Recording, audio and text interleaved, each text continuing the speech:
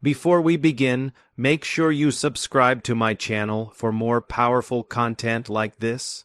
Have you ever walked into a room and felt an immediate shift in the atmosphere, almost as if your very presence agitated the people around you, even though you hadn't said a single word?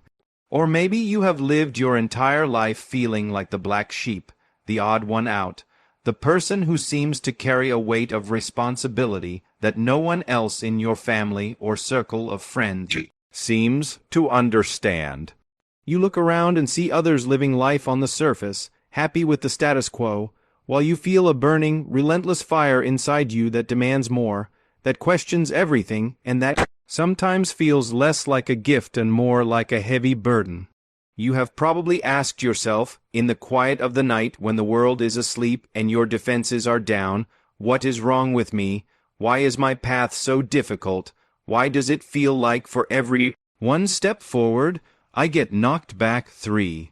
If you have ever felt that specific, aching loneliness of being misunderstood by the very people you love the most, then you need to stop what you are doing and listen closely. Please watch this full video, because what I'm about to reveal could completely change the way you see this. It isn't just about encouragement, it is about a fundamental shift in your identity. The truth is, there is nothing wrong with you.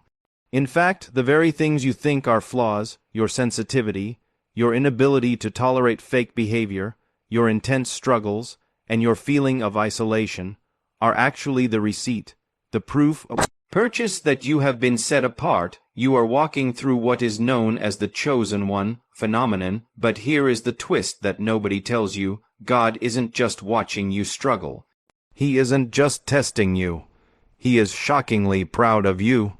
And the reason everything has been so hard is that you are in the final stages of becoming exactly who He needed for a mission that only you can fulfill. Let's talk about that word, proud. Usually, when we think of God, we think of judgment, or perhaps unconditional love, but we rarely think of pride. We imagine God loving us despite our mess, but I want you to flip that script. I want you to imagine a master sculptor working on a piece of marble. To the untrained eye, the sculptor looks like he is being violent. He is taking a hammer and a chisel, and he is striking the stone. Chips are flying everywhere, the stone is being reduced. If the marble could feel, it would feel pain. It would feel loss, it would wonder why the sculptor is hurting it. But the sculptor isn't hurting the stone, he is revealing the masterpiece hidden within it. Right now God is looking at you, not with disappointment because you stumbled, but with the pride of a creator who sees the image of greatness emerging from the rough stone. You see, the enemy, or the negative forces of this world, wants you to believe that your trials are evidence of God's absence. They want you to think, if I was truly chosen, my life would be easy. If I was truly favored, I'd have the money, the relationship, and the status by now. But that is the lie that keeps you trapped. The truth is the exact opposite. The level of your battle is an indicator of the level of your bounty. The intensity of the resistance you face is proof of the magnitude of your destiny. Think about the last few years of your life. Think about the betrayals, the times you were let down by people you would have taken a bullet for. The times you helped someone get to the top only for them to forget you once they got there. That wasn't an accident. That was a stripping away. You are becoming who He needed. And who He needed was someone who does not rely on human validation. You see, a chosen one cannot be addicted to the applause of the crowd. If you were addicted to people-pleasing, you would never be able to lead, because the moment the crowd turned on you, you would fold. So, God had to allow you to walk through seasons of loneliness. He had to allow you to be misunderstood. Why? To sever the cord of dependency on human opinion. He needed you to reach a place where you stand tall, not because people are clapping, but because you know who sent you. God is proud of you because you didn't turn bitter. Let that sink in for a moment. With everything you have been through, you had every right to become a villain. You had every right to close your heart, to become cold, calculating, and selfish. You could have said, "The world hurt me, so I'm going to hurt the world," but you didn't. You're still here, you're still watching videos like this, trying to grow. You still have a heart that wants to give, even after it's been broken. You still want to love, even after you've been rejected. Do you realize how rare that is? Do you realize how powerful that is? That is why God is shocked, in a manner of speaking, and overwhelmed with pride for you. You kept your light on in a world that tried desperately to blow it out. You are becoming a cycle breaker. This is a crucial part of becoming who He needed. Most families, most bloodlines carry generational trauma. Addiction, poverty, divorce, anger, depression, these things get passed down like heirlooms, but then a chosen one is born. You are the anomaly in your bloodline. You are the one who looked at the dysfunction and said, "It ends with me." But here is the hard part. When you decide to break a cycle, the cycle tries to break you. When you try to leave the crab bucket, the other crabs try to pull you back down. This is why you have felt so much resistance from your own family or your oldest friends. It's not that they hate you, it's that your growth shines a light on their stagnation. Your healing triggers their unhealed wounds. God needed someone strong enough to endure the loneliness of being the first. He needed someone who could carry the heavy torch of transformation. He looked at your bloodline, saw the chaos, and said, "I need a warrior there. I need someone who can absorb the pain of the past and transmute it into power for the future." And He picked you. He picked you because He knew your heart structure was reinforced with a resilience that others lack. I want to address a specific feeling you've likely had recently. It's a feeling of fatigue, not just physical tiredness, but a deep, soul-level exhaustion. You feel like you are in a waiting room. The old doors have closed, but the new doors haven't opened yet. You're in the hallway. This is the void. This is the cocoon phase. In this phase, it feels like God has gone silent. You pray, and you hear your own echo. You look for signs, and you see fog. This is terrifying for the ego, but it is essential for the spirit. God is proud of you in this void because you haven't abandoned the post. You see, it's easy to have faith when the miracles are happening. It's easy to praise when the bank account is full and everyone loves you, but true faith, the kind of faith that moves mountains and shakes the foundations of hell, is forged in the silence. God is proud of you because you are still standing in the dark. You are holding the line. You are proving that your relationship with the divine isn't transactional. You aren't just serving God for what He can give you. You are serving Him because of who He is. And because you have proven this, because you have passed this test of character, you are about to be trusted with power that would destroy a lesser person. You are becoming a vessel of authority. Notice how lately your words seem to carry more weight. Notice how, when you speak the truth, it cuts through the noise. That is the anointing increasing on your life, but to carry that weight, you had to be emptied of your ego. That's what the humiliation was for. Think back to those moments of embarrassment, those times you failed publicly, or those times you were humbled. It felt terrible, but it was necessary surgery. God was removing the ego so that when He pours His power into you, you don't take the credit.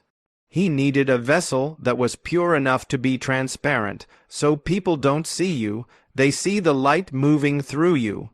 God is shocking proud of you because you are becoming a sanctuary for others. Have you noticed that random strangers tell you their life stories?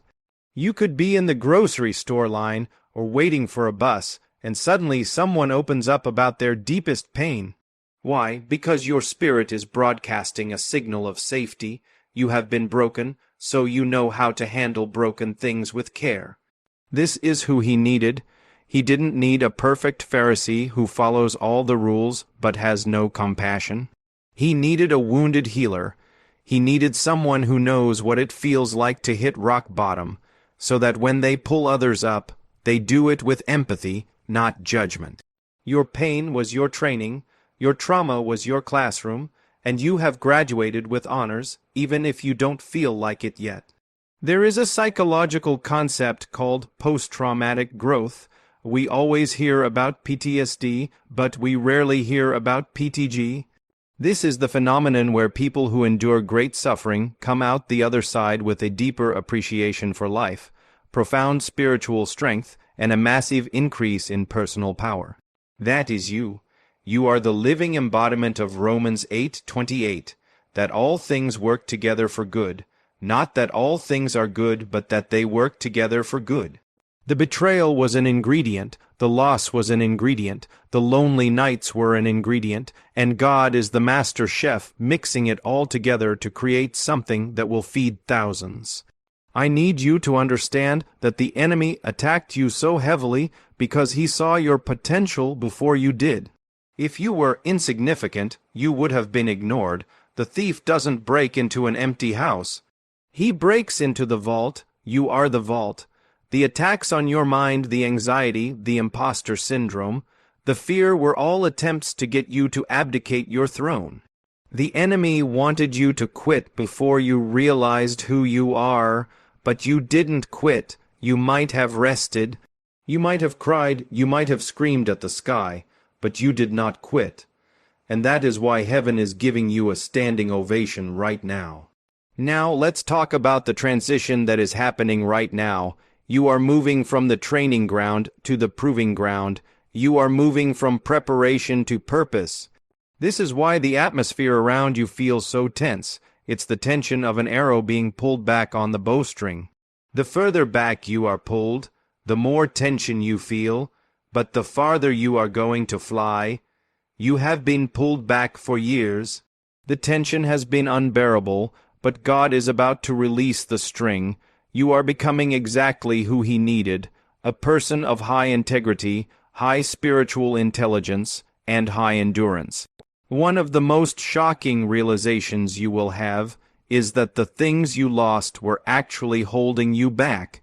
You mourned the loss of that relationship, that job, or that friendship group, but God saw that those things were anchors, not sails. They were keeping you in the shallow waters, and you were built for the deep ocean. God loved you too much to let you stay small. He is proud of you for letting go even when it hurt. He knows how hard it was for you to walk away from people you loved because they couldn't go where you are going. That took courage. As you step into this new season, you will notice that your tolerance for nonsense is at 0. This isn't arrogance, it's alignment. You are vibrating at a frequency where low, vibrational activities, gossip, pettiness, and drama literally make you feel physically ill. This is your discernment sharpening. God needed someone with eyes to see the truth in a world of lies. You are becoming a truth teller, but let's get personal for a moment. I know there is a part of you that is afraid. You are afraid that maybe you've missed your window. You are afraid that you're too old, or too broken, or too far behind. Let me destroy that lie right now. God exists outside of time. He can do in 6 months what it takes regular people 10 years to do. We call this acceleration. When you are a chosen one, the laws of physics don't apply to your timeline in the same way. You are due for a season of supernatural acceleration. God is proud of you because you kept your heart soft. I cannot stress this enough. In a world that hardens people, remaining soft is the ultimate rebellion. It is the ultimate strength. It means the darkness touched you, but it didn't claim you. You are becoming a conduit of divine love. So, what do you do now? How do you walk in this identity? First, you stop apologizing for your existence. You stop shrinking to make others feel comfortable. You walk into a room with your head high, not because you are better than anyone, but because you are a child of the Most High God. You carry the atmosphere of heaven with you. Second, you begin to steward your gifts with intensity.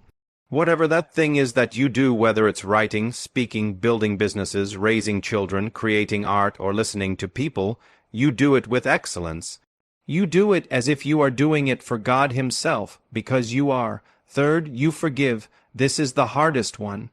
You forgive the people who hurt you, not because they deserve it, but because you deserve to be free. You cannot fly if you are tethered to the ground by chains of resentment. God needs you light. He needs you aerodynamic. Forgiveness cuts the weight. God is shockingly proud of you because you are breaking the agreement with mediocrity. You look at your life and demand more. That hunger isn't greed. It's your spirit remembering its origin. You are royalty suffering from amnesia, and you are finally waking up. There is a specific shifting of the guard happening in the spirit realm. The old leaders, the ones who led with ego and manipulation, are being exposed, and a new breed of leader is rising. That is you. You are the leader who leads with vulnerability, with authenticity, and with power. You are becoming the person who can look someone in the eye and say, "I know it hurts, but you will survive," and they believe you because they see the scars of your survival. You are exactly who he needed.